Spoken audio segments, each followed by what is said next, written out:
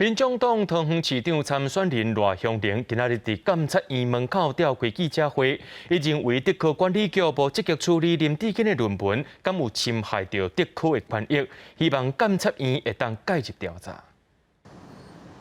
民众党桃园市长参选人赖香玲今仔日伫监察院门口召开记者会，认为德科管理局到今也未针对民进党桃园市长参选人林志坚的论文侵权提出法律行动，是公务人员无负责任、伤过消极，希望监察院介入调查。在期间，包括签约、保密条款、验收过程等等，是否都涉及到图利他人，而致本 国家的公帑以及资源被滥用，甚至著作权被